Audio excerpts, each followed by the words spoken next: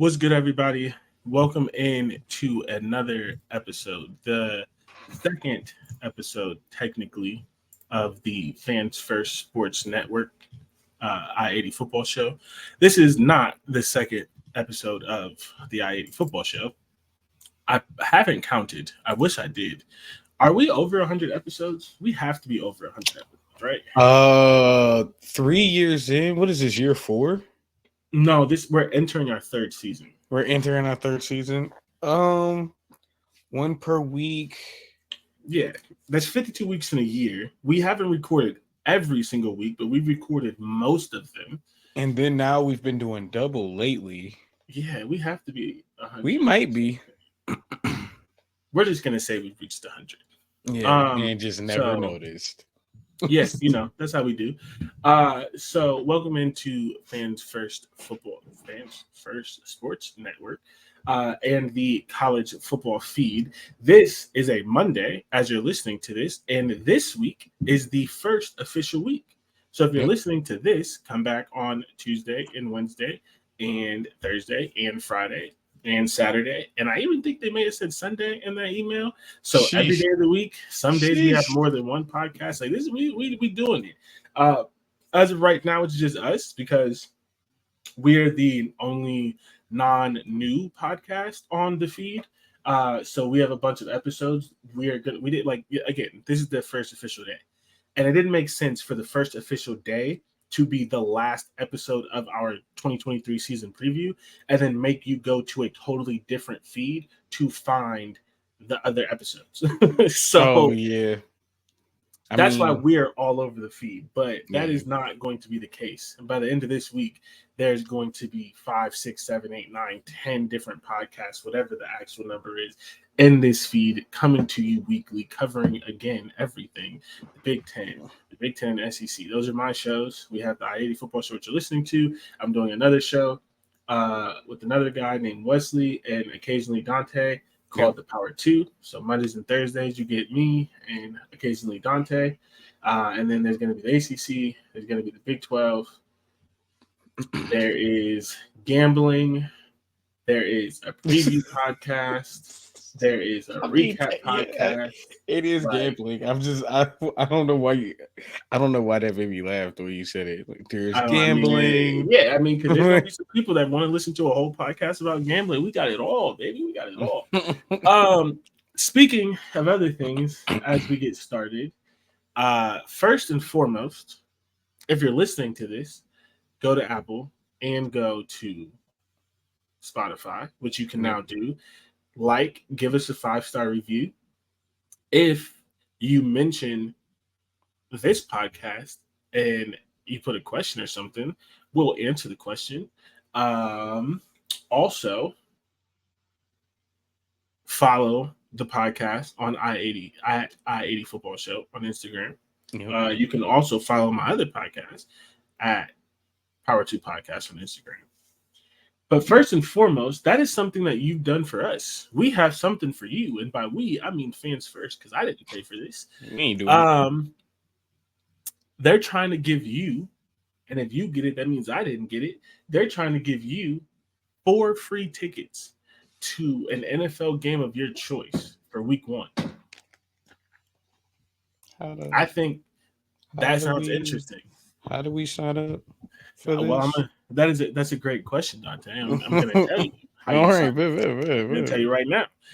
So they're giving away 4 free tickets to a week 1 NFL game, up to $5,000. So it's not just like the cheap seats. Like these is real deal tickets. You can spend some money.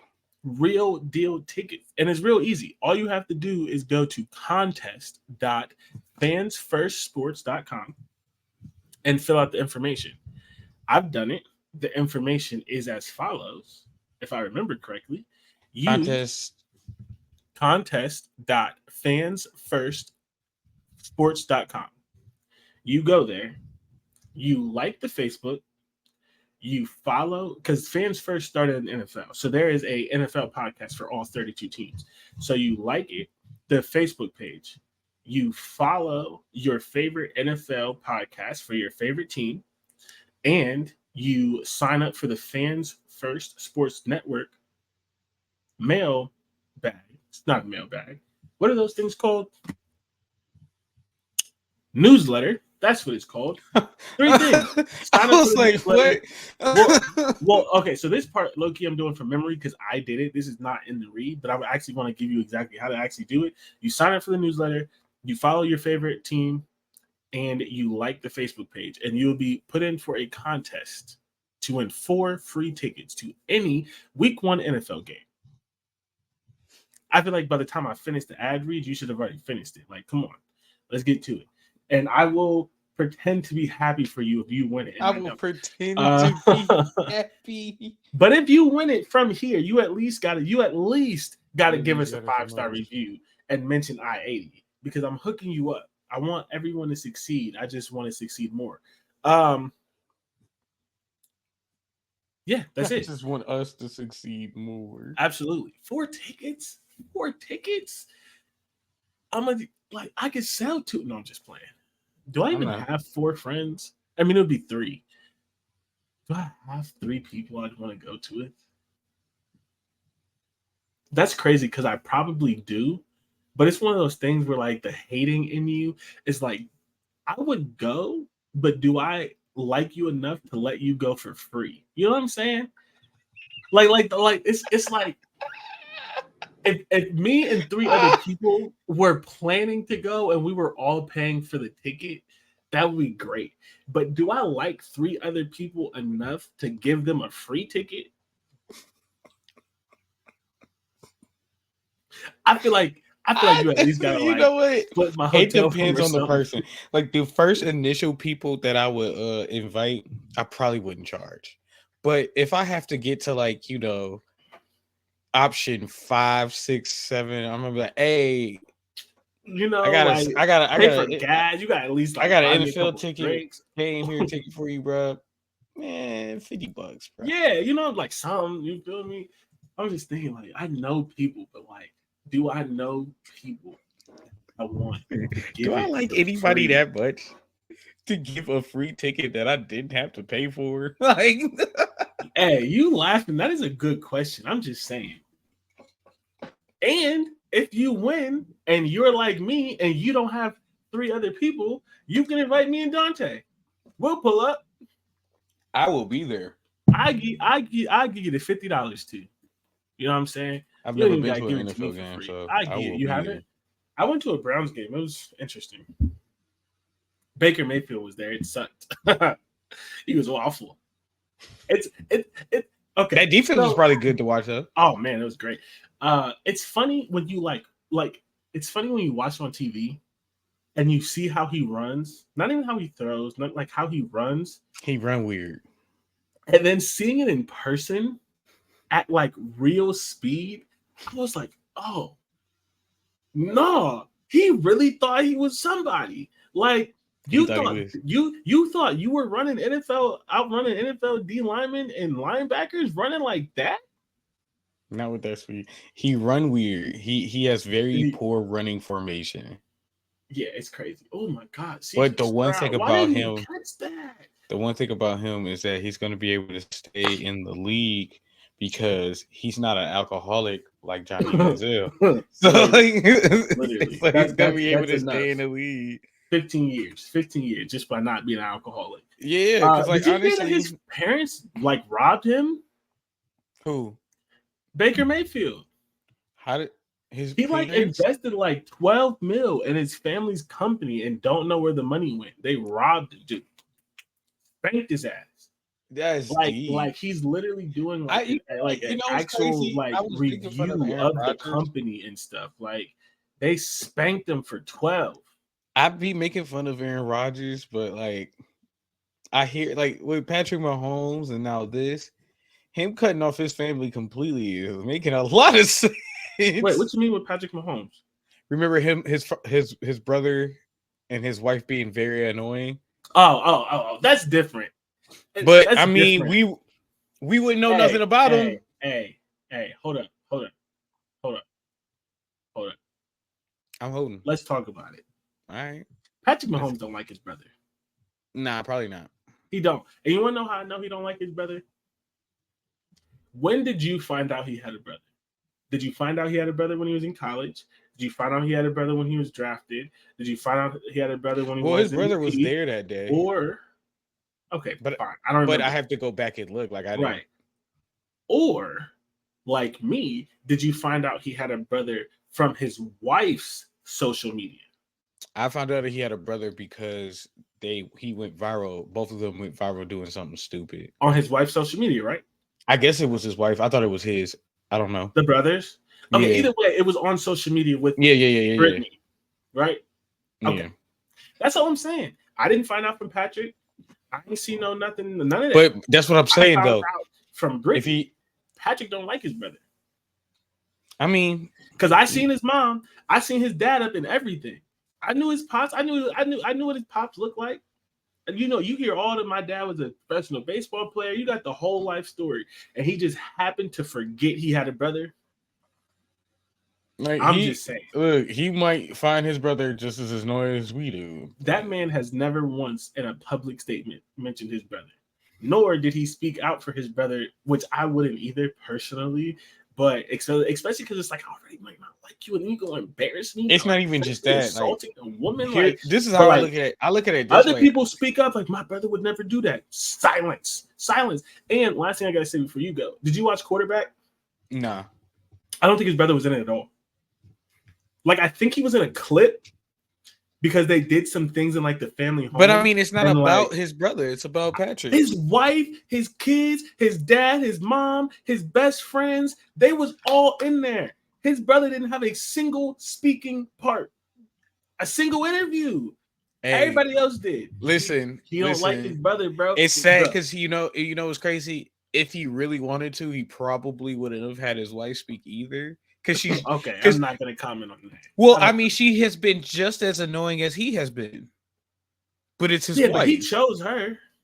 Yeah, so okay, so that I feel like that's worse. You don't fuck with your brother because he's annoying, but you chose to be with an annoying partner and you stick by that. Hey, you chose what you found annoying and married it. All right, I mean, okay. Because again, you got to remember, most of those things were about them going viral. It's them together. It's the brother and her together. Hey, you ain't seen them together since, have you? Yes. I haven't. Yes. Anyway, you remember when Tom Brady lied? I'm watching this NFL game, right? I started from the beginning, and I was like, "Isn't Tom Brady supposed to be in the broadcast booth?"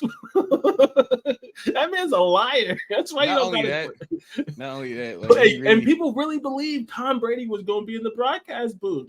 Okay, I didn't believe that, but I did. I didn't believe that, but I truly did believe that he, like, the time when he retired, like that was the last time. Like I really thought he was like he loved his family enough to like it would be real, and then he came right back, and I was like, oh Lord. I just feel like this was supposed to be the. If I remember correctly, this was supposed to be the year. Was it? Yeah, I think so. I don't know. I don't care for Tom Brady that much to know what is going on outside his life. He's boring as hell. You know who's oddly not boring before we get into the show? Peyton Manning.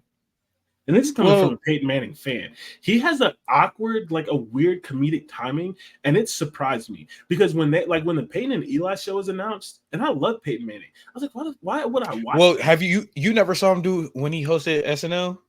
No. Oh, look up those skits.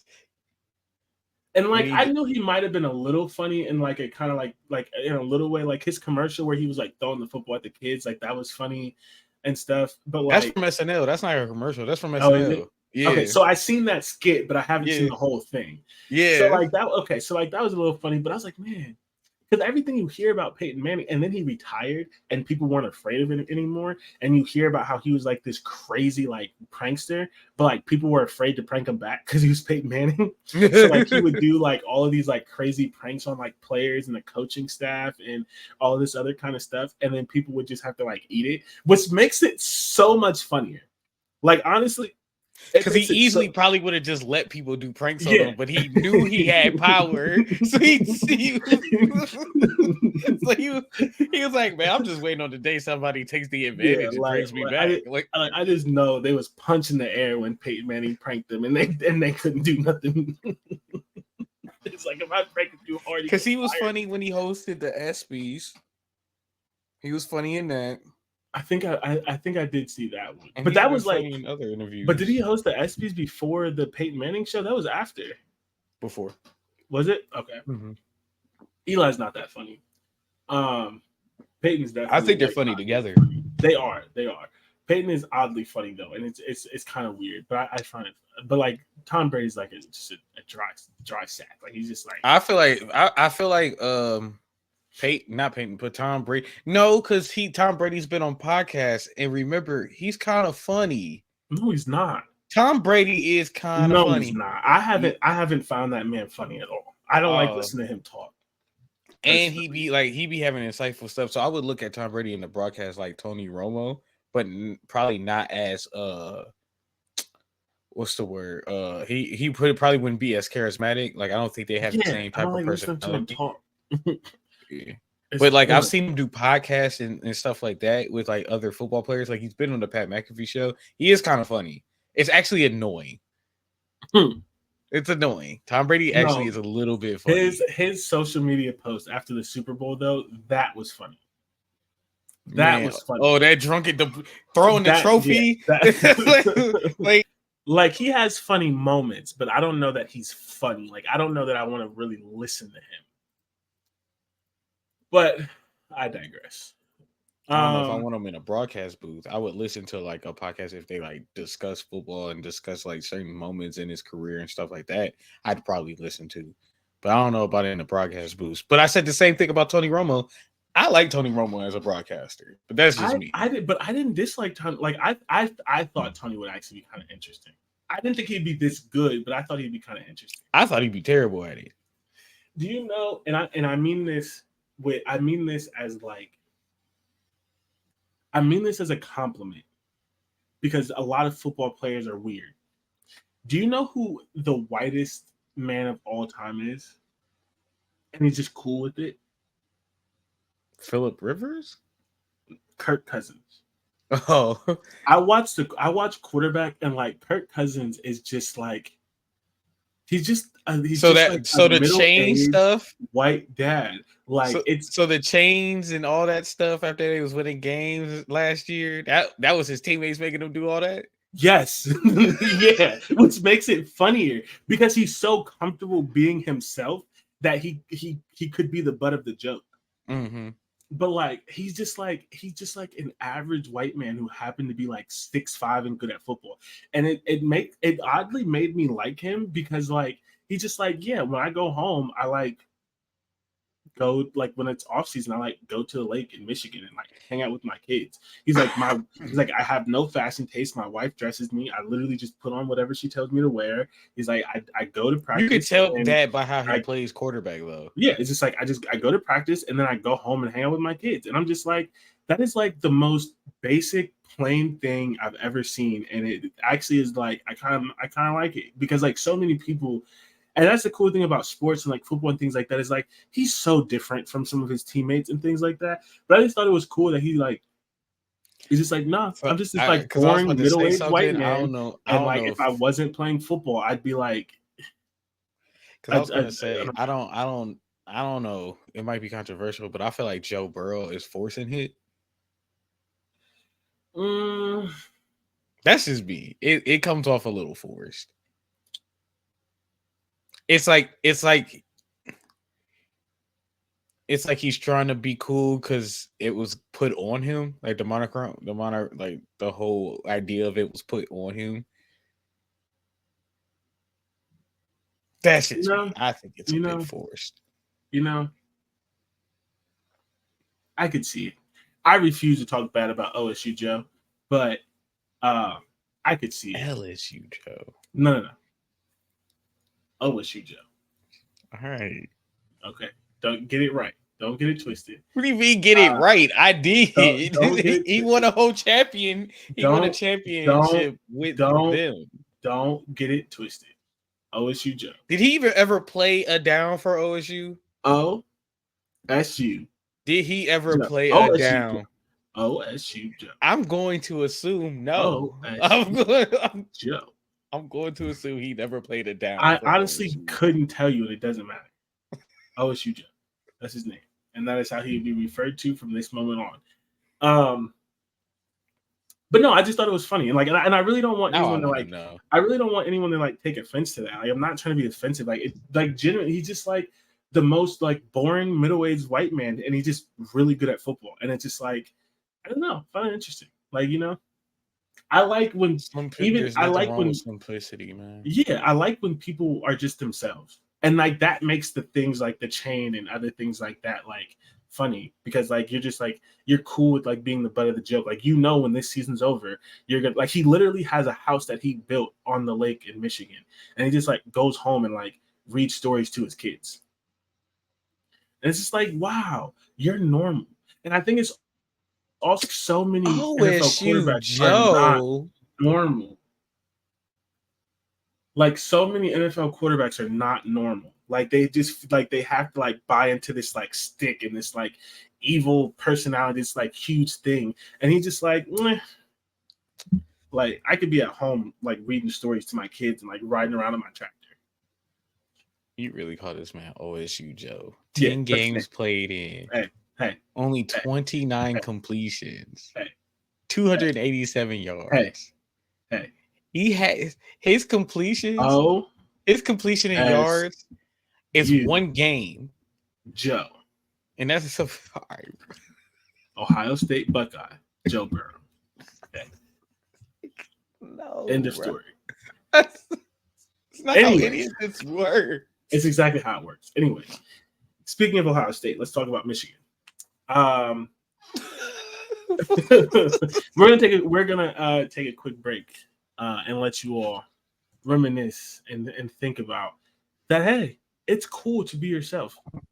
Kirk Cousins said it's cool to be yourself. You don't have to be fake. All right. If you're weird, be weird. Dante listens to anime music. What I cut you straight for? That's not a stray. It's true. I mean, it is true, but what bring me up for? Because you're cool with being you. It's not a stray. Just like be you. You don't gotta be fake for people. Just You could have said something about yourself. Like, what are we talking about here? That wouldn't have been as interesting. Anyway, we're going to take a quick break for the ads. When we come back, we're going to get into Ohio State and Michigan to end our 2023 season preview. We will be right back. What's good, everybody? Welcome back to Fans First Sports Network I-80 Football Show, a part of the Fans First Sports Network college football feed, where we are bringing you all things college football in the best feed that you can find, because they don't pay us enough to have bad takes like USC is winning a national champion. We get takes from the heart because we don't get paid enough to say stupid things. Who said that? A lot of people.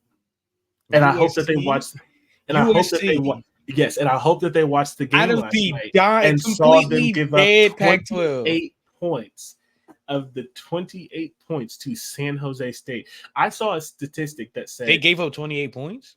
Yeah, I saw a statistic that said last year UFC gave up 14 plays of 20 yards or more, which is not good. No, they gave up 7 last night.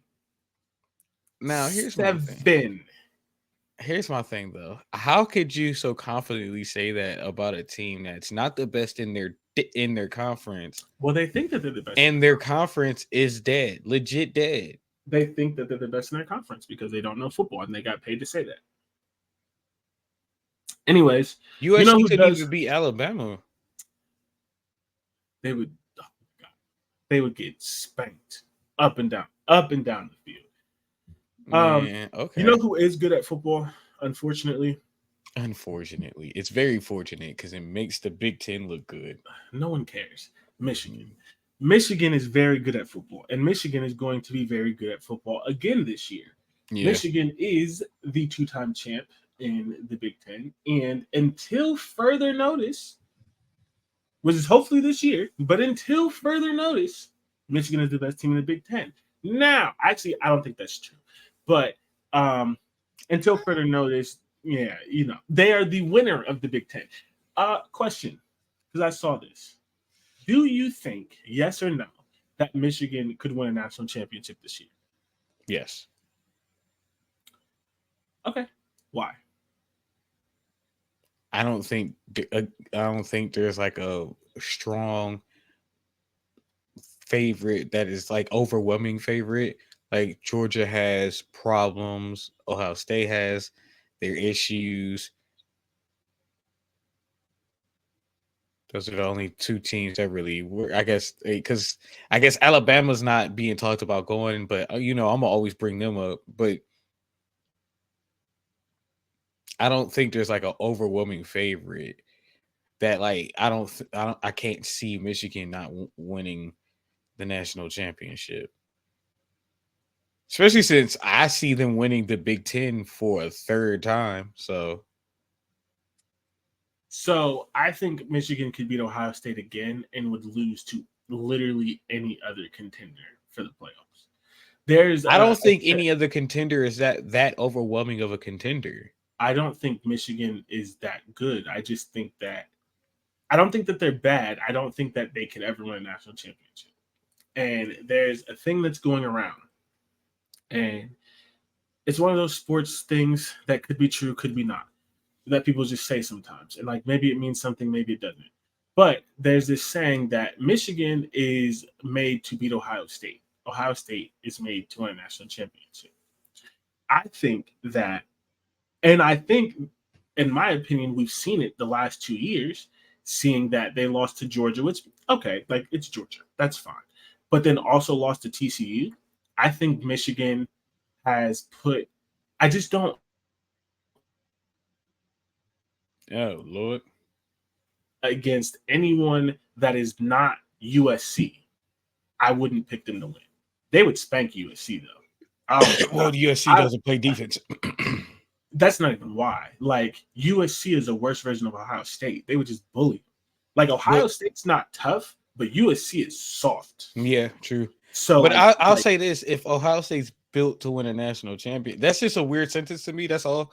Because if Ohio State is built to win a national championship, and Michigan's built to beat Ohio State, Michigan's built to beat a national champion. So, yeah, let's walk through it because it does sound weird, right? I was about to say, it's a weird sentence. So, here's the thing, okay? So, what's another way I could put it? Okay. Let's say,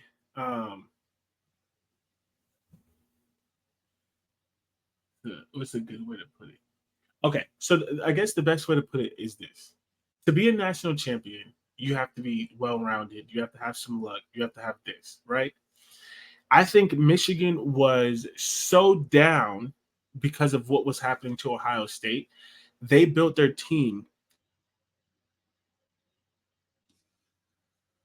Its weakness, but it doesn't make them a better team overall. It makes them Ohio State's worst enemy. Does that make sense? Like the style that they play wouldn't be good, as we've seen, for them to beat Alabama or for them to beat Georgia, or if LSU is good this year. Or you can't say no. We've seen it on the field. Yeah, well, that's because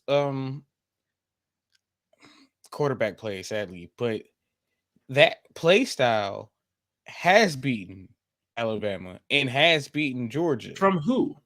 Those two.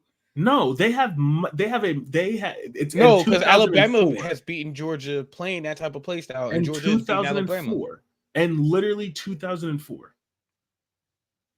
You can't say that. Alabama's had 3 back-to-back first-round picks at quarterback.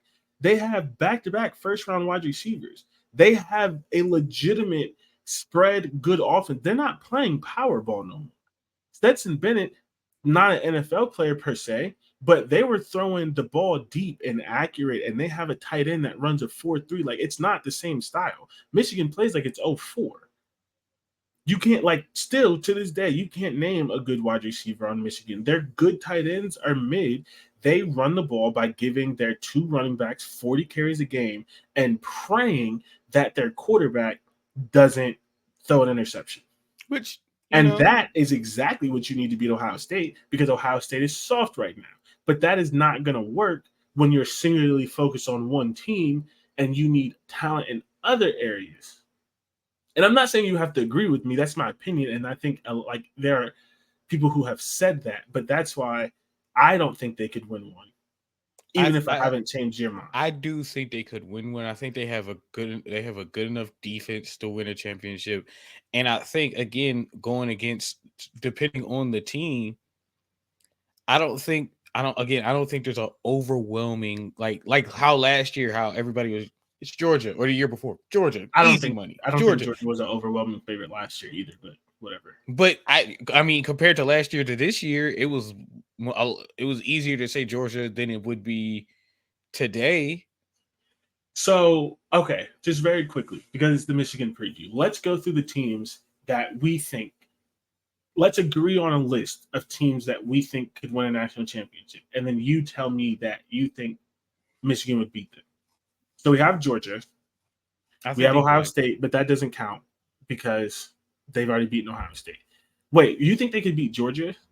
I think they could luck into not luck, but I think they could compete and win that game. I think you're absolutely tripping. There's literally nothing we've seen, especially when they were on the field together, that shows that they're capable of beating Georgia. But again, Georgia just lost a lot on both sides of the ball. Like a lot. They lost a lot of that defense because it's all playing for Philly right now. But they're going to beat Georgia by running the ball 30 times. They're going to beat Georgia by out-toughing Georgia. I think they could. No. Again, all this is new quarterback at Georgia. Okay. I think it's possible. I think they could. I don't think Georgia's that big of a powerhouse this year. We're gonna have to agree to disagree. I'm not saying that they're a powerhouse. I just don't think Michigan could out-tough Georgia. Like that, okay. So Georgia. I mean, I guess there's no point in doing this, because if you think they can beat Georgia, you're just gonna say they could beat anybody. I think they could win a national championship. Okay. Yes, I think they could. I think it is possible. Because if you go sit here and tell me, do you think Ohio State could? Yeah. But no, you literally can't say that when we watched them have a 2-digit lead on Georgia and they were winning the game until they folded until their best player got concussed and did not get a penalty, which they would have scored on that drive. They were out their number 1 tight end. They were out their number 1 safety. That's not folded like laundry. That's just the course of the game. Like, that's not like folding like laundry is you having folding like laundry. So something like that couldn't happen for Michigan? No, because they don't. Georgia couldn't lose a player. They couldn't miss a field goal wide left. Like, what do you mean? I mean, I guess, but especially in the SEC. You mean to tell me an SEC kicker can't miss a game-winning kick? But we've seen them on the field, and it wasn't even close. That was 2 years ago. It's the same team, is it not? No, it's not. It's the same. It is. You would say it's not the same team, because you would say 2 years ago was a better team than this year. Right. So why would they do it now? But Georgia's team is not as good this year. It's not as good as that team. So why are we even bringing up 2 years ago? Those players not even there. That offense is not there. It's the same. The running back, the quarterback, and the receiver are all gone. And then there's the 2 defensive linemen, a linebacker, and a cornerback left at defense for Georgia. Whereas with Michigan, they're returning almost 80% of that great defense last year.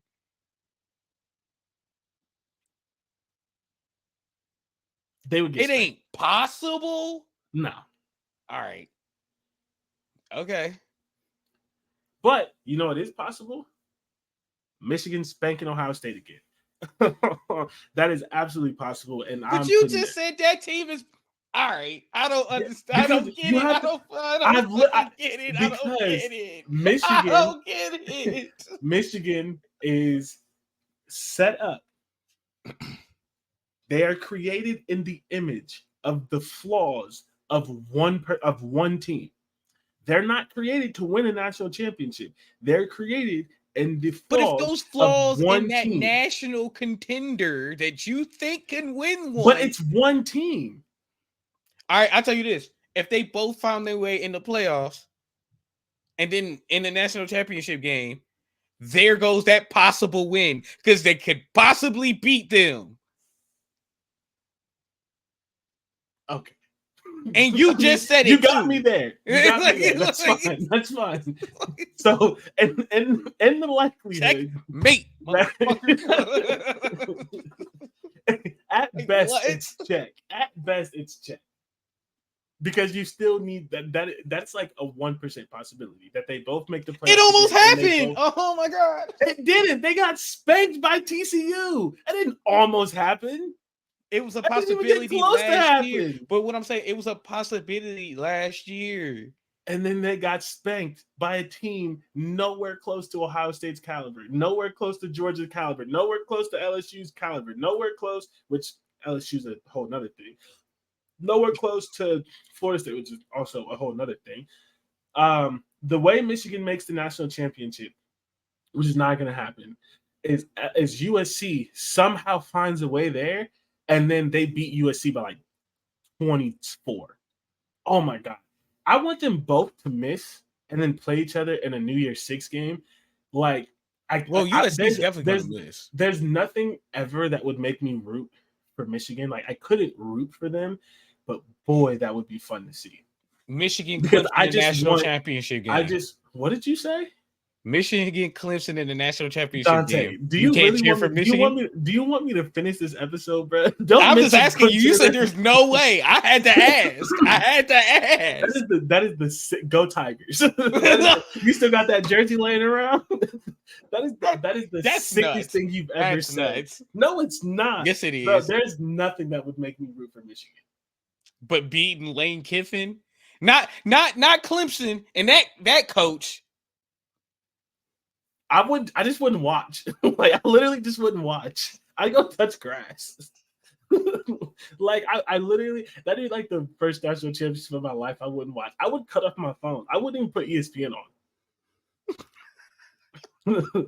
like, hey, like, you want to go out? I know you want to go out. It's crazy. You want to go to the club? Like, isn't it the national championship game? Yeah. I'd rather not really feeling it. I'd rather spend time with you. See Google who playing. Like, nah, this is off. This feels off. I watched this man watch Hawaii. This is off. I wouldn't watch it, bro. I swear to God. Okay. Michigan. I've said it once, I've said it again. This is not the best Michigan team that they've ever had. And I don't understand why people keep saying that. Because they've lost, like, who on their defense is better than David Ojabo? Who on their defense is better than, what is that kid's name? What's the other pass rusher's name? From 2 years ago? Yeah. Hutchinson, something like that. Aiden Hutchinson. Who on this defense is better than Dax Hill? He's about to be a starter in his second year for the Cincinnati Bengals, a Super Bowl champion. Who's better than Dax Hill? Right? When Cincinnati win a Super Bowl, when that happened? I said, did I say champion? Mm-hmm. I meant contender. There we go. Super Bowl contender. Sorry. Yeah, a Super Bowl contender. Don't get me lying on here. Right? I'm not even going to get it. They're going to have to prove that shit. That's what I'm saying. So there's only 2 Super Bowl winners in that division right now. Yeah. So are you including the Steelers? You're talking about in history. Never mind. Oh, my God. I was about to say, there's only 2 teams in that division have that one Super Bowl. I'm just mixing up words because I started thinking contender when you were saying champion. And I was like, Steelers? Right. A Super Bowl contender? Again, top 5 defense in the league right now. Okay. So We have the best pass rusher in the league. Kenny Pickett is still your quarterback. Okay. Anyway, so Michigan, I think they're good. I don't think that this is the best team they've ever had. I think that that's wrong. I think some of this is the best team that they've ever had is people thinking that JJ McCarthy is like going to be a Heisman contender, and that's if that also happens, not then true. If that was to happen, If, then yeah. if that happens, I'll admit that I was wrong. No, I won't. If that happens, I will be pleasantly surprised. I ain't even. It's pleasantly surprised because, as we talked about before, everyone uses the Ohio State game as why they think he could win them a game. But we watched the game, and it was still won by the running game. When he had to win them the game, they were losing. And then Ohio State just inexplicably fell, and he completed passes on air. But when they won the game, it's when their running game stopped being stopped by Ohio State, like it was in the first half. And then they put the game away and won by like 3 scores. And when you immediately watch the next game against Purdue, he looked like the old JJ. And then when you watch the next game against TCU, he threw 2 pick sixes. So I don't understand how one game against Ohio State supersedes the other 13 games he played last year, including the biggest game of his life, where he threw 2 pick sixes and lost. Hey, am I wrong for that? It's part of the game, I'll tell you that much. But when you see that, do you then see Heisman contender? I've seen Heisman contenders have those type of games before. Who? Shoot, Dante, don't lie. CJ, not CJ, but when? Please tell me when. What is his name? Who? Just play for Alabama. He's definitely had them games. Bryce? Yeah. No, okay, Dante. Yes, no, he did. Bryce threw some pick sixes. He threw 2 pick sixes in the biggest game of his career and lost. It don't even have to be the biggest. Doesn't well? It's always Alabama. It's always going to be your biggest. It's always going to be your biggest. At Alabama, yes, it is. It's the same thing for Ohio State. Every game's your biggest game. No, it's not. You as a fan even know that. Every game is your biggest game. Playing Indiana is the same as playing in for certain schools. No, not against other schools. I'm talking about the biggest game in his career. I mean, fair. The game that would put Michigan in the national championship for the first time in like 30 years, and he throws 2 pick sixes. You can tell me he'll be a better quarterback, but you can't look at last year and say he's going to be a first-round pick, he's going to be one of the best quarterbacks in football, and he's going to be a Heisman contender. Off of what? So if you agree that that's not likely, then you also, in my opinion, have to agree that while they're a good team, this is not their best team ever. Because their best team ever hinges on him being a top 5 pick and one of the best quarterbacks in the country. Because they've, like you just said about Georgia, for the past 2 years, they've continually lost the best players on their defense. So you can't tell me the players who have stayed are as good as the players that they lost who went first round. I mean, unless they were just too young. That's why they're staying. Well, let's go over that. Defensive end, senior. Nose tackle, sophomore. He's good. Defensive tackle, senior. Defensive end, senior. Linebacker, junior, but I think he's like a redshirt junior. Linebacker, senior. Will Johnson, he is the youngest player on their team. He's good. He also couldn't have left. Amarion Walker, I've never heard of him. I think this is his first year starting. Mike Sandstill, senior. Makari Page, senior. Rod Moore, junior. Almost everyone on their defense could have left last year. Almost everyone could have left, and some of them could have left 2 years ago. Again, this is not me saying they're not good. I'm going specifically at the point that this is not the best team that they've ever had. Yeah, no, I wouldn't say that, but I do know a lot of players just come back because they want that. They don't like how last year tasted. They want to fix that and stuff like that. And that That's why happens. I'm not mad at that. Mhm. I mean, again, they're going to be good. And as we talked about last week, and I'm going to do the same thing with Ohio State. Don't get me wrong. You have to nitpick the top. Otherwise, there's no point in talking about it. So, what are they really good at? I mean, they like. Can you tell me they don't have the best running back tandem in the country? I didn't know Like, they I put can't up even that say much that. points last year. What'd you say? I didn't know they were putting up that many points last year. Yeah, some of that was because they didn't play anyone, and some of it is because they have the best running back duo in the country. I mean, yeah, but still. What were okay, we'll get into that. I'm trying to talk about the good. We can get back to the bad. Blake Corum's a stud. I mean, I need to pull up the stats. Where is it at? Blake Corum, 1,400 yards and 18 touchdowns, and he missed a game or two. Just like it's one of the best years that you could have. Like, I mean, we haven't had those like superstar years in a while. Like, we haven't had a running back rush for 2,000 yards in like 4 years or something like that. But that's like that's ungodly. Well, I That mean, doesn't that's gonna happen be often. that you at this point in time. I think in the way as football is played, Exactly. you Yeah. got to be extremely amazing to get 2,000 yards rushing because they're gonna But throw the ball. and 1,400 is like, That's still a lot. yeah, that's, I mean, exceptional. Donovan Edwards is the He's kid good. is he's good. I mean, there's nothing else you can say, but he's good. And it's funny, he would be the starting running back at 80%, Probably, yeah, a 90% of good the amount of country, a good and amount of the he's country. the backup for the third year of his career. Like, that's how good Blake Corum is, that he can hold off a 5-star running back in Donovan Edwards, and a running back who athletically can do more than him, because Donovan Edwards is very good as a receiving back as well, which Blake Corum not so good at that. Very good at that.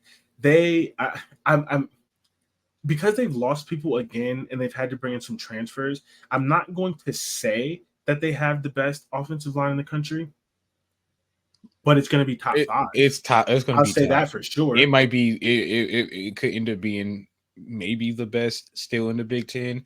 I still might go. I think it might end up being Penn State. I disagree, but I do see it could be possible. What is my even ouch. even if they're not the best in the country for the third year in a row, they're top five. They're excellent. I mean, Yeah. like, excellent offensive line. That is really the heartbeat of their program. Where else are they good?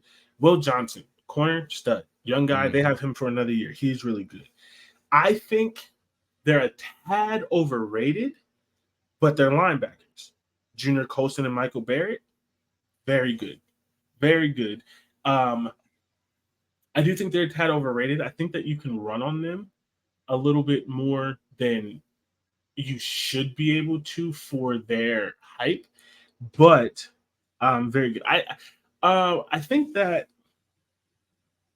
I like Mason Graham. I think that Chris Jenkins is also a tad overrated when you compare some of the other defensive tackles. Like, I think Chris Jenkins gets the hype that should go to Jersey and Newton, but that doesn't make Chris Jenkins not any less of an NFL talent. So they're very good in the front seven as well. They're also very old. That is a benefit to them. That experience matters. And not only are you old, I think that experience makes up for some of the lack of talent. And I use that, sparingly, because they are still talented. But again, in my argument that they're not as talented as they were 2 years ago, that some of that experience and some of those players being on those teams where they won and they beat Ohio State 2 years in a row, and they made the playoff 2 years in a row, that brings in, that bridges the gap a little bit. That's really, really helpful, because then you have people who you can look to for maybe those younger guys that are gonna take, or the guys that are transferring in can look to, and could bring them along on the ride. Because to start off the year, I think they would they're decent to start off the year.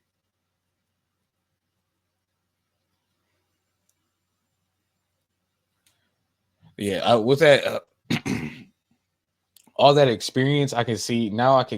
I'm not gonna say I can see why, but I can see why some people could see them being a contender. Well, they're a contender regardless because they're a contender in the Big Ten.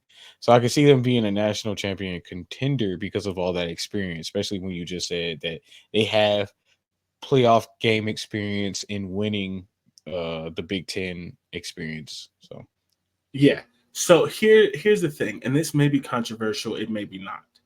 Michigan better win the national title this year because if they do not, I think it's gonna be a rough couple years. And let me tell you, well, I think Jim will be gone. that's part of it. Hmm. Dante, let's play a game. In a 2D, there are 42 players. 44 players. Oh my god. Yeah. 11 times 4 is 44. There are 44 players. Guess how many of their 44 players are juniors or seniors? 80%. I didn't do the math. Oh, I just give me a number. 30 some players. Yes. 34. Oh, almost at 32.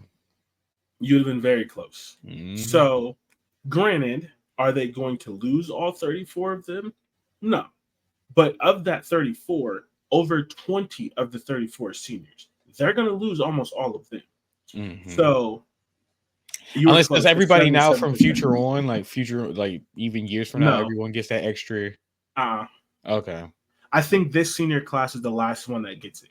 Okay. Yeah, because it was only because you think so that was only people that were there in 2020. So the 2021 class doesn't have it. The 2021 class is now juniors. Okay, that makes sense. So the people who are seniors on their roster now, I think that they should be the come last back for class. one more year. No, I think this is their last year. Oh, like COVID year. This is the last year that a COVID senior, which would be a 6-year senior, should be on the roster.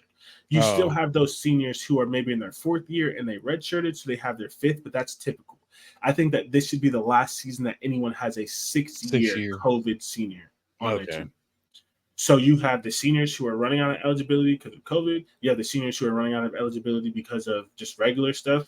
Right. And then you have your seniors who are good and going to go to the NFL. You have your juniors who are good and go to the NFL. And you have your maybe 1 or 2, because they are a senior-laden team, of redshirt sophomores who are good and going to go to the NFL.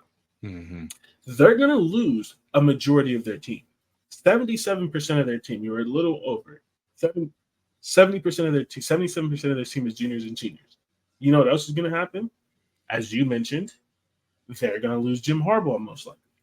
Yeah.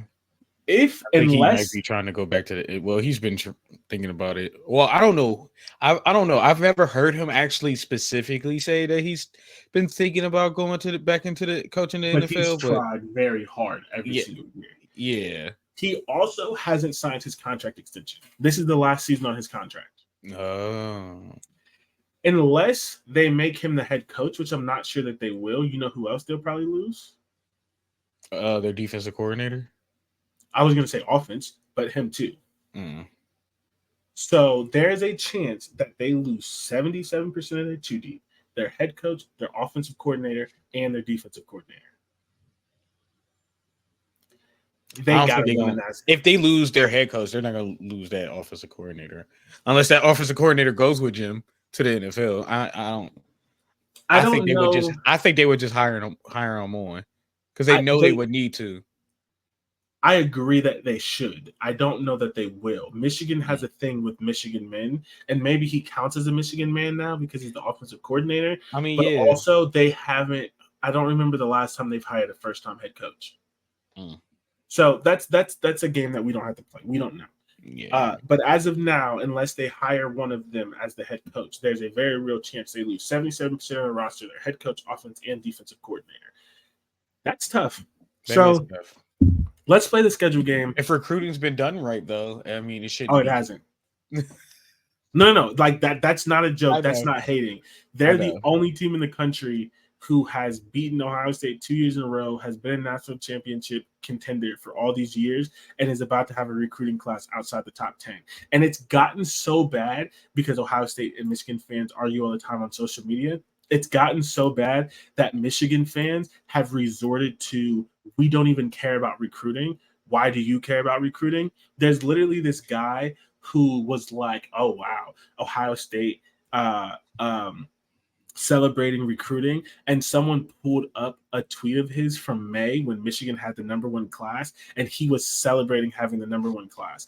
Their class has gotten so bad in the last couple of months that their fan base is literally on Twitter and message boards talking about, oh, we didn't want that recruit anyway.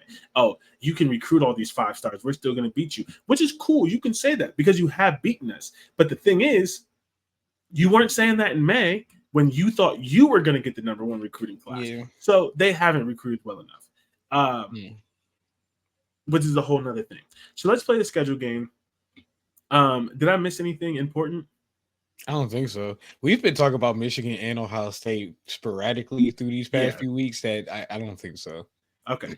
So, let me ask you one last question.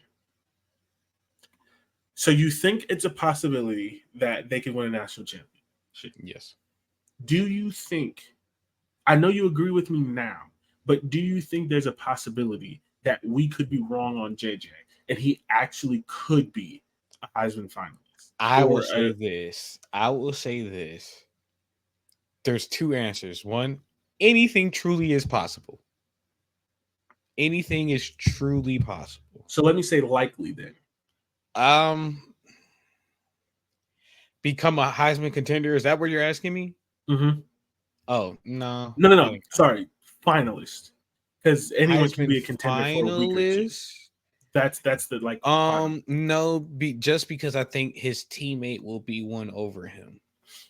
Okay, so that's fine. Let me change it again. I'm trying to make it like relatively small. Like he has to be really good, but like not so small that even if he's really good, it's impossible. Do you think he could? Although I think that's still a good one because the way people are talking about him, they're talking about him like he should be the Heisman contender and not Blake Corum. Do you think he could be a top 10? He could play himself into a top 10 pick in the NFL draft. Oh, yeah. I think that's impossible. I don't think it's impossible because I know NFL teams are dumb. And I know NFL teams are dumb. And not only that, I've seen players have these amazing 1 years that does have them end up doing that. And I think that is possible. Because what's the name did it? From North Carolina that played Mitchell Trubisky. So you think it's possible for him to have, I forgot to look up his stats. Like, so for him to have let me do 2 things really quick before you play the schedule game. So I have his stats here. Let me look at Mitchell Trubisky stats. College. I do not want to see those NFL stats. Good. Let's see. Okay. All right. So the year that you're talking about with Mitchell Trubisky, he threw for 3,700 yards at 3,700 yards, 30 touchdowns, 6 interceptions. He had a 68% completion percentage. JJ last year threw. Oh, this magazine sucks. Hold on, let's see what Coco got, bro. No, I'm gonna have to look this up a different way. I don't like the way they put their stats, and I don't think they included his interceptions. So I need to look up like real stats because, like, come on, we have to talk about everything. He definitely looked like he's supposed to be good at quarterback. Okay, so that number is right. They just did it weird.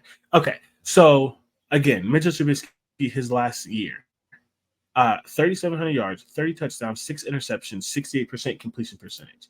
JJ last year, 2,700 yards, 22 touchdowns, 5 interceptions, 64% completion percentage. Mitchell Trubisky's stats would not have gotten him a Heisman last year. So we can take the Heisman off, but it did put him in the first round. Do you think that it's potentially possible, just as a barometer, that he could have this Mitchell Trubisky year? What, 1,000 yards? I don't think 30 touchdowns, but 26, 27. So And you some teams gonna look so at that and be like, "There's potential there," and it could draft them pretty early. At least one of the I top quarterbacks taken. Top 10 pick, no, but one of the top well, that's what quarterbacks I asked. taken. I asked top 10 Oh, picks top specifically. 10 pick? Yes. Oh, only if because of it I don't know, because that's hard to say because I would have to watch the NFL season and be like, all right, which dumb team is about to suck? Well, I can tell you, the Cardinals. Well, they're not going to draft him. I don't think the Cardinals are gonna make a dumb pick. But like, No.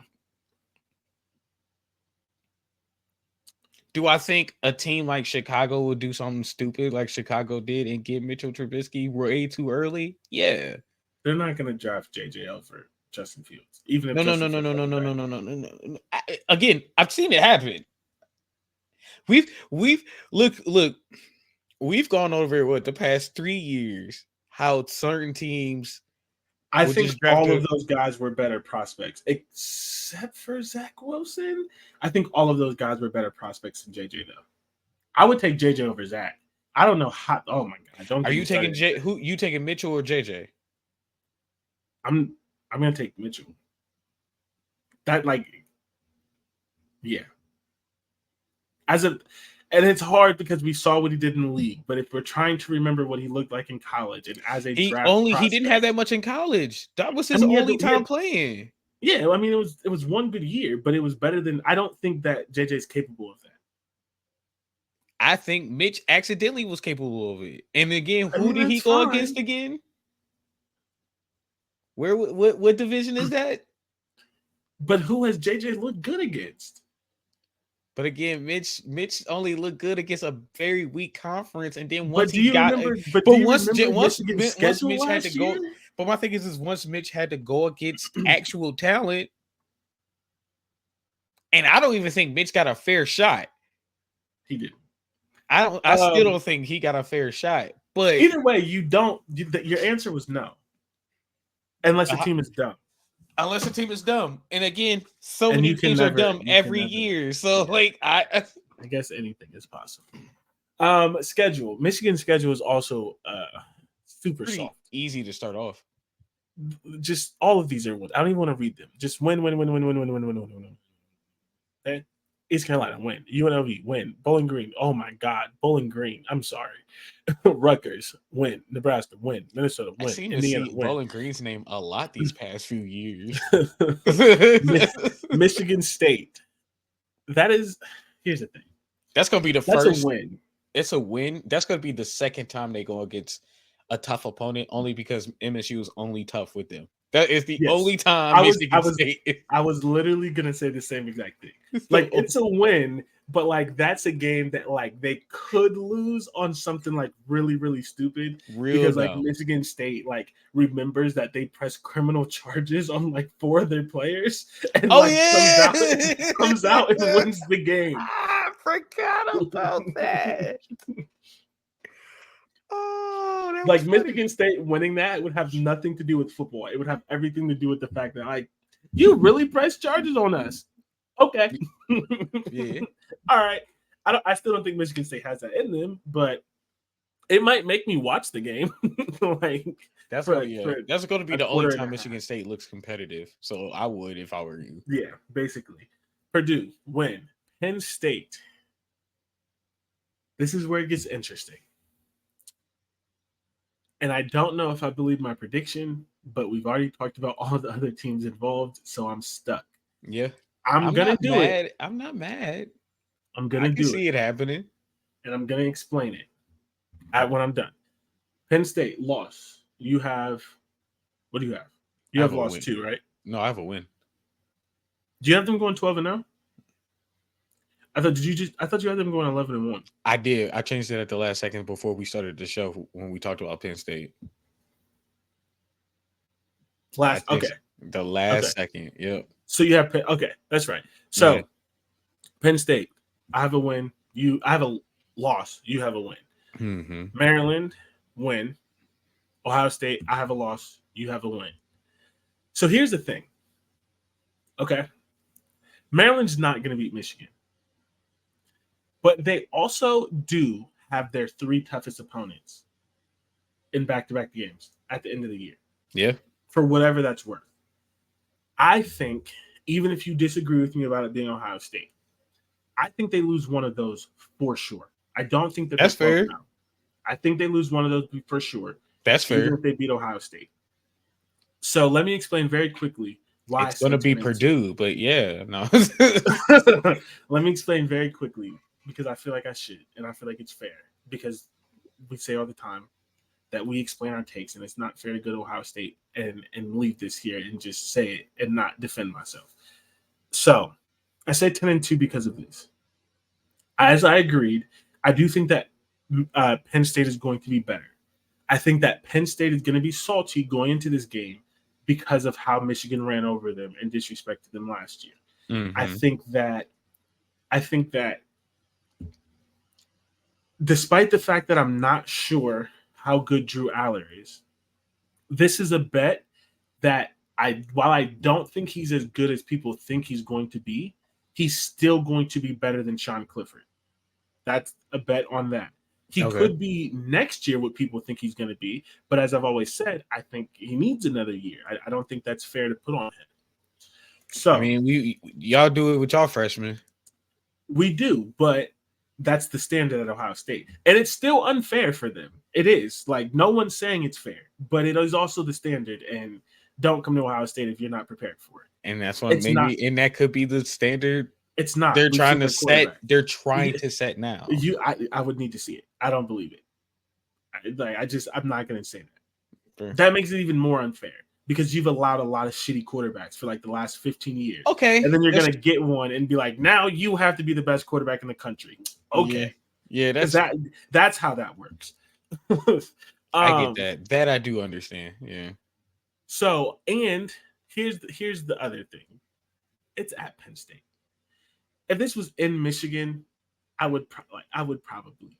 The reason why that doesn't worry me too much now is because I watched them go into Ohio State and get the dub.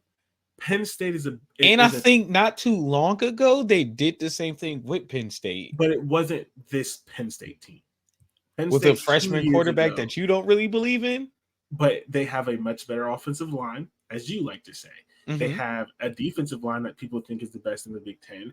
If they don't, they have the second or third best running back duo, which they didn't have then. They still don't have wide receivers.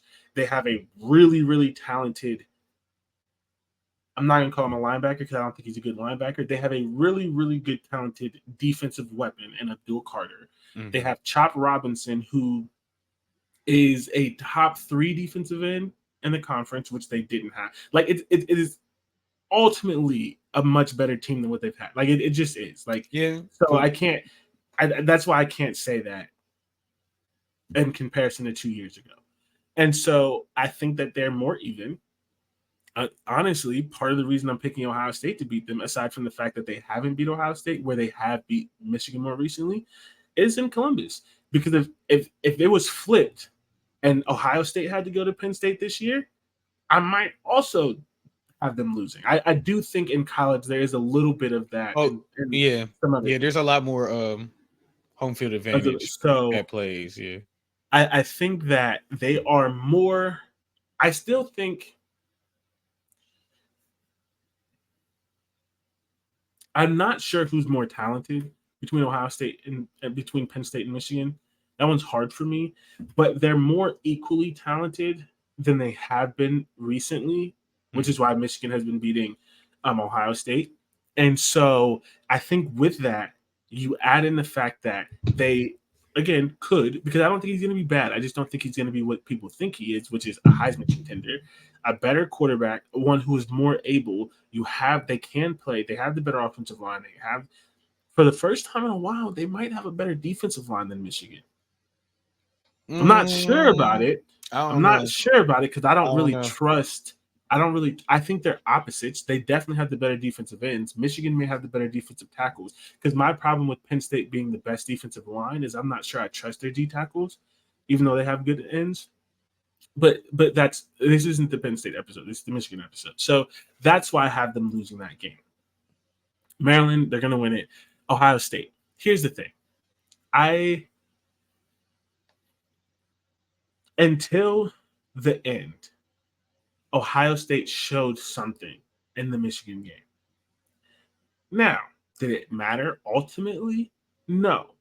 But I think that Ohio State can win this game because, I mean, they always could win the game. Like, I don't really have to explain why they could win the game, right? They always could have won. They just didn't. So I think that a couple of things. I think that, and this also leads to why I think they have 2 wins. I think the things that made Michigan Michigan aren't going to make them Michigan now, because there has only been one coach ever, it seems, to have been able to stave off complacency, and that's Nick Saban. I think that there's a chance that they are a little complacent. I've heard the way that they've talked about things, and it seems a lot more gimmicky. Like, they have a beat Georgia period, and like it just seems very gimmicky. And I think they lose a little bit of that edge, as well as a little bit of the talent that made them what they were. I think, hopefully, I could be wrong, because I've said a million times Ohio State could lose, and I think that, and that's fair. I thought that was going to happen last year. I didn't think it was going to happen last year. I did.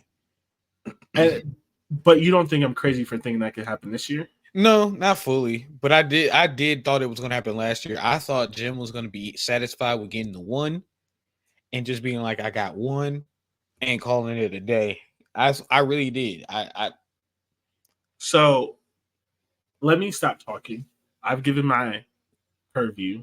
Mm-hmm. Give yours on why you have them beating both Penn State and Ohio State. So I think because it's the experience.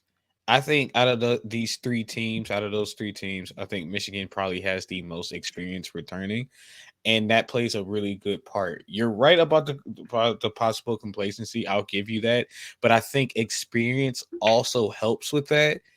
I think that helps stays off a little bit of complacency, having that type of experience, because you have guys that have been there before and probably won it again, and that's why they came back. So that's why I think I'm not saying Penn State or Ohio State couldn't win those games, because I've been saying it all. I think these are very close games. I just think it's the experience that comes down to it. I think Jim's a better coach than who's the coach for Penn State? James Franklin. I think he's a better coach than James Side Franklin. note, someone on Twitter said that Penn State had a better coach than Ohio State. And I was like, you've never watched football before. Like, that's a joke. Unless if their one reason is because they saw Ohio State team give up against Michigan, maybe that might be the only thing I would give you, because he coming allowed from the his coach team who's to give watched up, Penn State give up against Ohio State for like the last 7 years. So that's what I would, yeah, I don't know.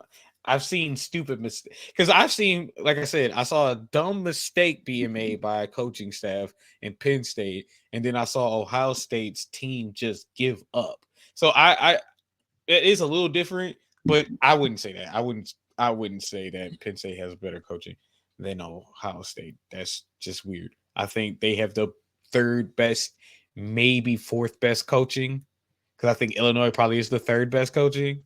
I mean, Brett Bielema is a lot more successful. So, and then you also have to consider maybe it's the 5th because Luke Fickell. Yeah. So, 4th or 5th, I think with coaching and experience, I can see them winning that tough game still at Penn State. Even though it's going to be at Penn State, I think it's going to be a tough one, but I think Michigan still pulls it out just because of experience. And I think a big game like that, because Penn State won't see that might be what Penn State's real first big game. So that freshman's first big game is that game. I don't remember their schedule. I can pull it up really quickly. I think that there's a very real chance that you're right. Which is, in my opinion, another Delaware, Illinois. Illinois is going to be a big game, but it's not as big. Oh, as they Michigan do have State. Illinois. Yeah. Okay, no, he goes against Ohio State first. Oh, I'm tripping. But yeah, they do. Okay. Yeah, they go against Ohio State first. I'm tripping. Yeah. Okay, so never mind. But still, I mean, that's another big game. That might be a night game. It's noon. Noon, never mind. I so just so I why do you think have them beating Ohio State? what consistency. I think this is a year they show consistency. Again, the experience as well. There's a lot of experience coming back. Um I know there's a bad taste in Ohio State's mouth, but something about last year, I just didn't like how it looked. And I was like, I think there's going to be one more year Michigan gets a win and then it flips. I think it flips. If I think this might be a change for Ohio State. I think Ryan Day might be gone after this, especially if he doesn't win that game. He won't be. Oh, well, that's Yeah. weird. I'm just saying that's weird, but it's like There's a lot of Ohio State fans that agree with you. I just very quickly he won't be because they have to hire a new AD. No one gets fired when they have to hire a new AD. It's just not new president, new AD, and okay, if he's 11-1, they're gonna give him at least another year. Yeah, I just like I'm saying. I think the experience is going to play a big picture for this season against those teams. Where teams are that close in like talent in status and stuff like that, experience plays a lot. And I think JJ, he only threw 5 interceptions last year. Yeah, I don't think he makes one thing not in that game. I don't think he makes the mistake in that game. I think it happens in the playoff, which is fair, but I don't think he makes the mistake in either of those games. It just happens later. So I hear the experience point. I think that's important. I will say though, I think Ohio State does rival them in experience because Ohio State was bad 2 years ago. So almost everyone on their defense and half of their offense, well, not their offensive line, but a lot of their offense are 2 or 3 year starters. Like their entire defensive line, their corner, whatever. The last thing that I have to say, because we do have to talk about Ohio State at some point, I think that, and this will just go into the Ohio State thing, there's a chance that JJ is the worst of those quarterbacks. Okay. There is a chance. There's also a chance that he could be the best. Yeah. I mean, there's a chance of both. Mm-hmm. I would at least for just this year. Just for this year. I wouldn't know about going forward, nothing like that, because that doesn't matter. But at least for this year. I will say that if he is the best, someone's getting fired because JJ's not good. And if I can't speak for Penn State's I wouldn't say anyone's situation. getting fired because again, those are 2 freshman quarterbacks, and I think while you like you just said it, there's a lot of expectations for a freshman quarterback, especially at Ohio State. There's probably way more expectations for him at Ohio State than it is for what's the name at Penn State. But I will tell you this with absolute certainty: if Ohio State starter comes out and looks like JJ, the backup will be playing before week 6. That starter will not see the Michigan game. I will tell you that with absolute certainty. That is not an acceptable level of quarterback play at Ohio State. And they have a backup who, according to the coaching staff they believe in, which let's get into that, he won't make it 6 games. Whichever one it is, if he comes out looking like JJ, he won't make it 6 games. Okay. That's probably not. More than likely, no. So, Ohio State. I don't believe in the adage that if you have 2 quarterbacks, you don't have one. Because everyone is used to this like thought process of like might have to go check the tapes, but I'm pretty sure you have definitely said you agree with that. I'm gonna have to check the tapes. I don't think go back, but I think you've definitely said that. I can't think of a time when I would have said that. Because the only time would have been Indiana, whatever school that was. No, and you said it for NFL teams too. No, I haven't. That definitely doesn't make sense in the NFL because they had whoever and Patrick Mahomes. Another team had Alex Smith. Another team. No, had, you still didn't have. You still didn't. They have had one. Brett Favre and Aaron Rodgers. There's I can't. That doesn't make sense because no one knew if Aaron Rodgers was going to be good. We already knew that Brett Favre was a Hall of Famer. We knew Alex Smith was decent. We didn't really know that Patrick Mahomes was going to be a all-time great. Right. No. I understand that. But what I'm saying is, I don't think that it is always true that if you have two quarterbacks, you have none. You definitely said that about Rutgers or whatever school was doing that last year. That's not. I didn't say it. I didn't, and I didn't say it for that reason. Them playing multiple quarterbacks and switching out drives. You said that, and you said that means that none of them are good enough because if you're still using 3 of them and we're in week 8, that means none of them are good. That's enough. That is definitely not what I said. Oh, it's not verbatim. Maybe not verbatim. No, I might be quoting you wrong. It's not because I like Gavin Wimsatt. It was never about the quarterbacks that they were playing. It was always the coaching staff. Because I thought from the beginning that what I said, and I remember, is that Gavin Wimsatt is never going to be good. He's never going to learn how to play when you take him out at any point. Whether he's good or bad, as soon as you want to do something different, you play another. I know I said. And I think you said it about. And I think you said it about Michigan when they were still having their quarterback competition. There's no way I said that because everyone in the world knew JJ was a starter. That shit was just dumb. There was no way in hell they were giving that job to Cade McNamara. Even with Ohio State and their little quarterback competition, it's different because we don't know who is good or not in the Ohio State competition. We saw JJ and we saw Cade, and there was no way in hell that you could look me in my eyes and tell me that you thought Cade should have been the starter over JJ, despite the fact that JJ's shitty, because Cade is worse. I'll check. We have to check the vids. Yeah, I can tell you. I can't say for sure that I've never said it. I can tell you for sure I didn't say it in those 2 cases. All right. Regardless, I think that there's a very real possibility every year. Basically, there is a very real possibility that both of these quarterbacks are good. There's also a possibility that Ohio State's pulling a Michigan and they know that the younger guy's better and they're trying not to hurt the older guy's feelings. I don't know. We don't know. What I will say for sure is I don't agree with the notion that because Ohio State hasn't picked a quarterback yet, that both of them are bad and that Ohio State is going to struggle because of it. That is one of those things that I fan or not, I have to see it. Because I would also not believe that Lincoln Riley is going to have a bad quarterback. I got to see it. He had a bad quarterback in Spencer Rattler and immediately had a freshman. Now, is Lincoln Riley going to have a bad defense? 100%. We've already got proof. Yeah, but that's what I'm saying. So I don't believe that Ohio State's going to lose to Notre Dame and Penn State and Michigan and these other people who are picking 3 or 4 losses because the quarterback's going to be bad.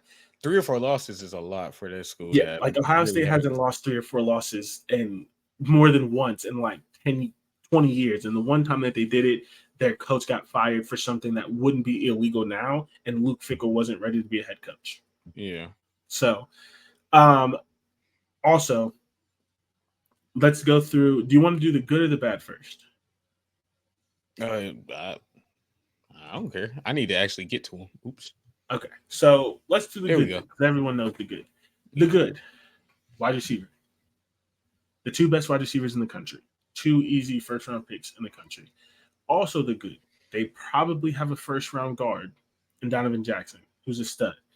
They have really good defense. They have a really good defensive line. All of them have essentially been 3-year starters. And then they have a guy who, as a backup, who played for Ole Miss. And then they have, which I'm not going to say that this is good. This is just in the whatever. They have a young guy that they really believe in, but we have to see it. But from what we've seen 2 really good defensive linemen, defensive ends. Not excellent, though. They're not Chase Young. They're not Joey Bosa. They're not that. They're good. They are not excellent. I don't think any Big Ten team has an excellent defensive end right now, which is weird because multiple of them typically do. Yeah, no. They have Until we see it. They have one great linebacker and another good linebacker. And I think that's the start of the good. Everything else you can be positive about, but like of the stated, we know that this is good. That's it. Because you can be positive as a fan or as whatever about what you've heard about the secondary, but you can't say that that's good because we saw them last year. Yeah.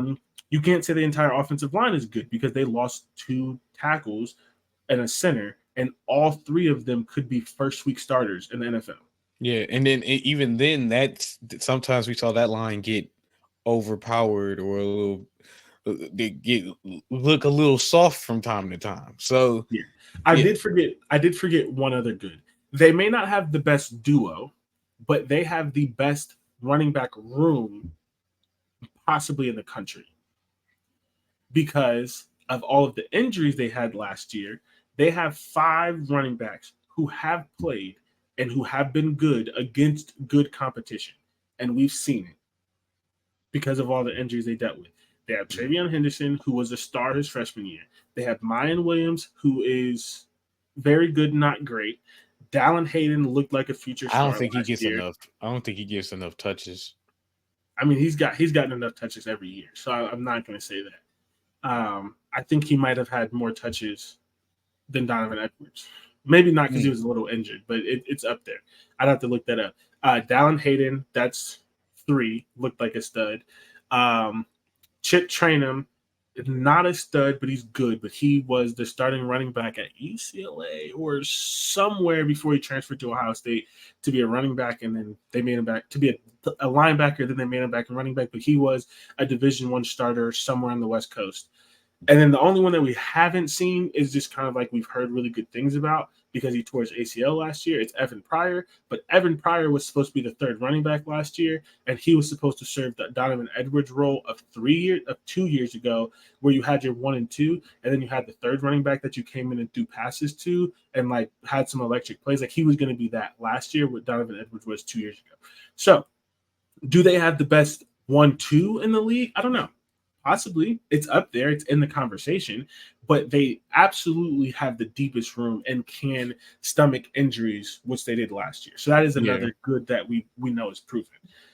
The bad, the offensive line could be awful. Like, I mean, like straight up, it could be awful. You've heard good things. You've heard that sophomore center Carson Hinsman is a stud, and he could be because he's from Wisconsin, and I bet Wisconsin wanted him. Yeah. You've heard that transfer left tackle Josh Simmons is good, and he was a starter somewhere on the West Coast last year.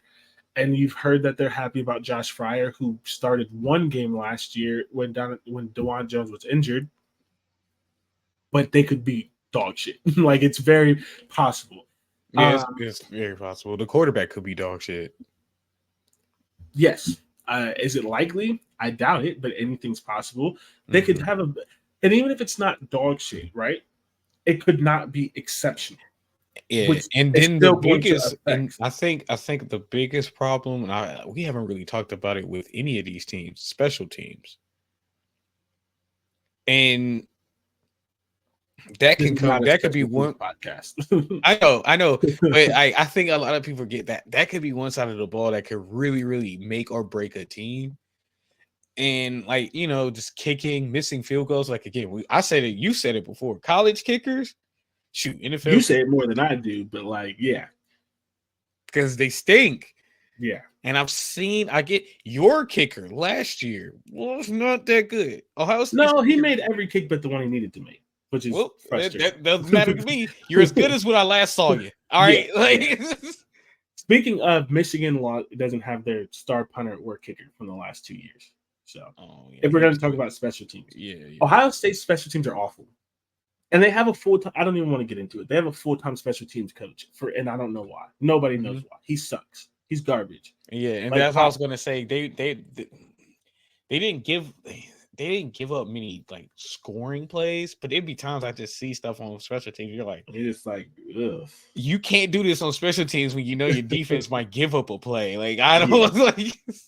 And then okay, so going to the defense was better last year than it was the year before. The defense also got gashed in every important moment, i.e., against Michigan and against Georgia. Mm-hmm. So you can't say that they're going to be good until you see it. So that's the good, that's the bad with Ohio State. And so the question that you have to have with them, if you believe in them, is do you believe that in year two, because it's Ohio State, so everyone overreacts to everything. Do you believe that in year two, their defense is going to make the jump that most defenses make in year two, especially when you have the majority of your defense back in year two? Or do you not? Do you think the defense is going to be the same? And that's the question you have to answer. And that is going to be the answer to that question is going to essentially answer if you think Ohio State's going to be Penn State, if you think Ohio State's going to be Michigan, and if you think they're a national championship contender. I think it might improve a little, but like you said, what you said, I forgot what school it is, but returning a lot from a defense that wasn't that good of a defense can be A bad worrisome. thing. It could be I've said it about multiple schools. Yeah, it could be worrisome. I do think, like I said, but I will say this though, but I they think weren't a bad defense though. But they had when it was against a team, flaw. yeah, I was like when it was a team that there was at least maybe as tough, definitely tougher, or at least which is only two teams, but they still have to. Well, no, because I think, like I said, I think Penn State played them very, very tough. It's just that offense wasn't that good. But Penn State played them extremely, extremely tough. That game was close the entire time until like the end. Yeah, so I agree, but I disagree. Penn State, I don't think that Penn State necessarily played them tough. I think that Sean Clifford had like the best game of his career. Like that, like they didn't like, and the reason why I say that is like they didn't, if I remember correctly, and I'm gonna have to pull up the stats, they didn't run the ball well against Ohio State. Sean Clifford played the game of his life. I don't know. I have and to check. He, let me see. But even then, no, but that's still a tough game. They played them tough on defense. They made tough plays on even if like he had the game of his life, they played on. They made big plays or the plays that was needed to be made at that moment. Yeah, but that's not playing them tough like you say. Like when you say like, when you say Michigan plays them tough. No, when I say play them tough, because I've seen this happen before, is when they when teams just kind of lay over. Like Northwestern, I said Northwestern played them pretty good and then finally like laid over. I've seen it happen with Penn State. They'll play them tough for a quarter, maybe a half. We've talked about it. They'll play them tough for a half and then lay over in the second half. They played them tough the entire game. Yeah, it wasn't running the ball like how I would say with Michigan, but it was still tough enough that they just didn't lay over and give up like they usually do. So, okay. So I think you confuse me sometimes when you say that because you use it in different ways. That's fair. Because the way you use it in Michigan is not the same way that you use it in Penn State. Well, okay. I'll start to say because Michigan bullied. Okay. Michigan was a bully, whereas Penn State was tough. Georgia was a bully. Okay. Well, Georgia didn't bully. See, with teams that play tough but also bully you, fine. But like Michigan's the only team that bullied them, but yeah, but that's what I'm saying. They still played them tough. It was just it ended up being bully ball as well. I got you. Now we're on the same page. Yeah. But yeah, to that point. And now that you explain it, it doesn't matter as much. Yeah. But Penn State ran the ball 33 times for 111 yards. It was 3.4 yards per carry. So they did not. Their two stud running backs played like shit. But Sean Clifford threw for 371 yards and 3 touchdowns. He also had 3 interceptions because he sucks, but he had the game of his life for half. And then even then, like again, that worries me. You said he sucks. He had three something, and they almost won that game. I told you they lost that game on a defensive blitz. Legit on a defensive blitz, they lost that game. I'm not gonna I know why you keep saying that. I'm not gonna entirely give you that because Ohio State scored 28 points in the fourth quarter. So it's like Wasn't it going? But like, wasn't it back and forth? I mean, relatively, but like Yeah. It was just that's what broke the game. I think That's that's not what broke why the they yeah. I lost was the like, game. that broke the dam. Yeah, because Penn State was punching above its weight. In mind, but so, yeah, but to your point though, is this going to be a defense that doesn't allow Sean Clifford to have the game of his life this year? Again, obviously, Sean Clifford's It's not not there. gonna be Sean You know what I'm Clifford, but saying? yeah. Like, is this or is it the defense that allowed a Like, mediocre are you quarterback gonna to let throw JJ for have the game of 371, his life again which or something? relatively they did last year? So, Yeah. it really all comes down to if what side you believe in. And to your point and my point, because we both said it, returning production can be good or bad. Yeah. So, I lean, and I hate talking about Ohio State sometimes because everyone knows I'm a fan. I lean towards good because I think there's a couple of things that's just not going to happen again. First of all, Ohio State was ungodly injured in their secondary. Like, it's a level of injury that almost never happens twice. And if it does happen twice, you should play the lottery. So that's one. Two, for the first time ever, because and I say this all the time, Ryan Day fixes his mistakes. He just takes a year too long. The mistakes he had last year, he should have fixed the year before.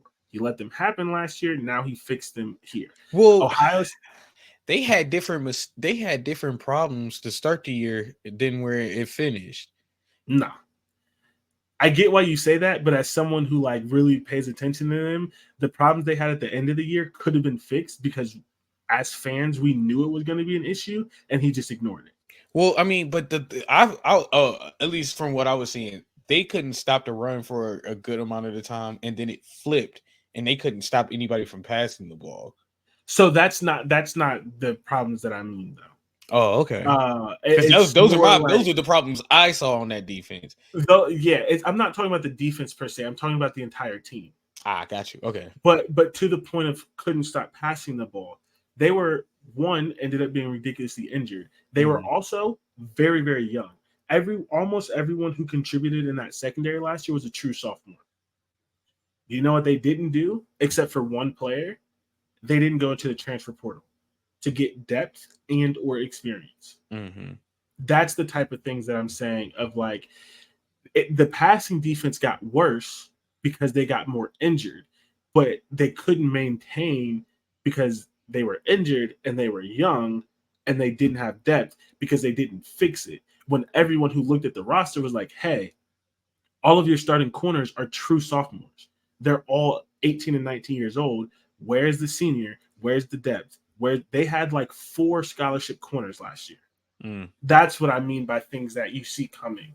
And so this year, he has addressed those. There is a starter on the offensive line who is a transfer. He wouldn't have been there last year. They would have just rolled with whatever they had. They got so they actually got 2 offensive line transfers. They got a transfer quarterback who's not going to play, but just for some leadership, which is important, and experience. As you said, he was a 3-year starter, and he's going to help the young guys with the leadership experience, game planning, that kind of stuff. They got a transfer defensive tackle because they needed depth. They got a transfer corner, but he's not going to play. And then I got a transfer safety from Syracuse, who you may not remember his name, but I know you liked him because I know you talked about him when we watched Syracuse play 2 Big Ten teams last year. His name is Jahad Carter. He was their starting safety. I do know that name. So, I do remember that name. Yeah. They got him. He's on Ohio State. So I figured he would be leaving there soon. Yep. It still may not work out, but those are the positives in like it's year 2. There's been at least there's been something done. Maybe it doesn't work out, maybe it doesn't, but at least there's an attempt at something, which there was not before. So yeah. I don't know. We'll have to see. I mean, the games have to be played. Is there any thing that I missed? Any thoughts you have on Ohio State or any questions? No, Or just anything? my biggest concern, and I brought it up, was the potential of returning bad habits on defense, because I did see that was the biggest problem I think I had with Ohio State's defense was bad habits, and Yes. that's concerning. That's concerning, and that the special teams, Oh, yeah. but I can't say the special teams are going to be better. I'm just that not just even going to lie concerns to me you. when you have a defense that is susceptible to things, and then you might give up a big play on special teams, and now you put that defense that's capable of giving up a play in a worse situation. And the thing with special teams, as we saw, if any of you watched the USC game, special teams doesn't always win you the game, He could but it definitely can lose you one. lose you the He game. could definitely And lose you one. at nothing else, it provides momentum. Because if I remember correctly, didn't Michigan, they didn't return a kick for a touchdown, but didn't Michigan like get like a 50-yard return, Huge return. and then the very next play they scored a touchdown? Yep. That's what And special now, and teams can do. even then, the momentum had already started to boil But then over at that but moment. it's like But yeah, if you go but once down you give there, up that, yeah. yeah, if you go down there and you tackle him on the Special 15, teams can make or break momentum. If a team yep, has momentum on the way, and then you get a good stop, or even because a botched return or whatever, yeah, boom, because flips. that's exactly what happened. Ohio State scored. If they go down there in special teams, they tackle dude at like the 15. Ohio State has the momentum. They score, dude immediately gets a 50-yard Because I return. was about. I You just remember going. lost your momentum, I and remember then the watching very that next game when it play was they like the score. next play you almost gave up a touchdown after just scoring. And that's what happened with the USC game. If anyone watched it, USC allowed a touchdown. It was a 14-point game. People were like, "Oh my god! Like this team is hanging in." Very next play, kick return touchdown. Momentum shifted, and USC ended up in what looks like a blowout, but wasn't if you watched it. Right. So I can't say that their special teams are going to be good. The biggest concern that I have about their special teams is one, their coach is awful, and two, they just like I was tweeting about it last night. They just don't do the things that make sense. When you have a 5-star freshman who's been returning kicks for 4 years and has reckless abandonment because he just wants to play and runs a 4.3, you let him return kicks. USC did it in his first game, 5-star freshman. What does he do? He returns a kick. He gets like 50-something yards total on punt returns. Like he's not going to play a lot of wide receiver and different things like that. Yeah. You know who's not going to play with reckless abandonment? Your potential first round wide receiver in his third or fourth year who doesn't want to get injured on special teams because he wants to be a first round pick. Yeah.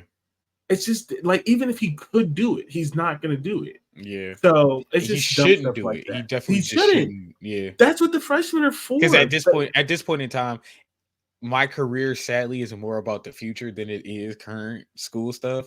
Yeah, and I'm in my junior senior year. Like, unfortunately, you're gonna give your all on the field on offense, of course, if you want to get drafted. But special teams, you're gonna. I'm not doing it. I'm not making no tackle as a receiver. You're gonna go like, out of I'm bounds. Like, yeah, it's just different.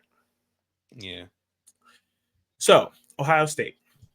Let's do the schedule. Indiana, win. Youngstown State, win. Western Kentucky, win. Whatever their quarterback situation looks like, it will be finished after this Western Kentucky game because they will go into Notre Dame with a starter. They're going to have to. Did Notre Dame play yesterday as well? Yes. Okay, that's what I thought. Okay. It was nothing. Navy's awful. But it was enough for people to have a lot of hype on Notre Dame. I was about to say the quarterback or whatever had himself a good game, right? He was playing routes on air. He did, but it was literally routes on air. I watched the game. If I was Notre Dame, I'd be concerned about their secondary because Navy never passes the ball. And on multiple occasions, they had wide open players, and their quarterback couldn't get the ball there. And if Navy can get wide open on your secondary, then anybody can. Yeah. Anybody can. Good luck. Yeah. That's not good. So, win. Still a relatively tough game, 7:30 game. If you don't have your quarterback figured out, that could be tough. At Notre Dame, we're going to learn a lot about Ohio State in this game. Just straight up, straight down. Win or lose. You are not going to have fun watching that game, sir. Oh, absolutely not. It's not. No. Just it's because it's going to be rough, and you should know it's going to be rough, and you're not going to remember that it's supposed to be rough. Because it should never be rough at Ohio State. Oh my gosh! Until you get to the playoffs. That's the first time I've said anything as a fan on this show. I feel proud of myself. I tried to be as objective as possible. Bye week. Maryland, win. We both have a win. Mm-hmm. Purdue, we both have a win. What do you have for Penn State? I have a win. Okay, so we have a win. We don't have to talk about that. We talked about that in 3 episodes at this point. At Wisconsin, so I've heard people say that this might be a sneaky game for Ohio State. I think so. I think that this is a game that is not a sneaky game because I think this is the game that we both picked. Tell me if you think I'm crazy. We both picked Wisconsin to be okay, but I think this is a game, as well as like 1 or 2 others, the Illinois game, which is why I have them losing. This is the game where you see the struggle of changing offense and defense all at once. For Wisconsin? Yes. Yeah. If this was year 2, I would agree. Next year, I would agree. But when you play Ohio State, Michigan, Penn State, Illinois, and obviously Wisconsin doesn't play all of them, that's when you start to see the cracks of like, damn, it is a new coach, a new offensive coordinator, a new defensive coordinator. These players weren't really built for this system. That's what happened last year with Ohio State. They were good when they played Indiana. And then they played Michigan, and you start to have the coverage bust. You start to have players in the wrong spot. You start to see the cracks of like, oh, they don't fully understand this defense. So that's why I don't think that this is as tough of a game as it could have potentially been. Yeah. The one thing that I will give this, though, is if Penn State's a bloodbath like it normally is, and they, I don't think the energy will be low. But it will be. If you get a bad slow injury, if you something like that, then they could maybe sneak in and surprise you and that kind of thing. I think. Ohio State. It'd be a slow build-up type of game. Yeah, Ohio State has the toughest schedule between the 3 top teams in the East. They do. So finally, they almost always have the toughest schedule. They actually almost always play people out of conference, unlike Michigan. Rutgers win, Michigan State win, Minnesota win. You have this as a loss. I have it as a win. You have Ohio State 11-1. I have them 12-0, right? Is that correct? Yep. Now, I will say, despite the fact that I have Ohio State 12-0, I have Michigan 11-1, and I have Penn State 10-2. No. Reverse. Penn State 11-1, Michigan 10-2. I do still think you could do the most. Yeah, I was just gonna say I do think you could really just flip those records with anybody. Really. I think the most likely outcome is that all 3 of them end up 11-1. Whether that's Ohio State beats both of them but lose to Notre Dame, or they all lose to each other, or whatever it is. I'm going with that one. I want the chaos. That would be. It wouldn't be fun for me, but for non-Ohio State, Michigan, or Penn State fans, I could see why that's exciting. The chaos would be great. Okay, so that's that. We're at 1 hour and 50 minutes, which I knew was going to happen. Because whatever, it's not like I have things to do or we have to work in the morning. Right. I don't have a pit stop either. Again, my pit stop is that college football is back, and it's about to be week 0. So as always, especially if you made it to this point, Madden's pit stop. Madden's out, and I'm too broke to get it. And I've heard that it's just the exact same game again. So I don't know why you keep saying that. It's always the same exact game, and I'm always gonna buy it, just like you're always gonna buy 2K. No. 2K24 is my last hurrah. You've said that for the last 2 years. I am you so literally introduced a battle pass, bro. I'm done. Did they did for oh god. Okay. I'm done. Done. All right. Well, y'all, thanks for sticking with us this far. We'll see you next week.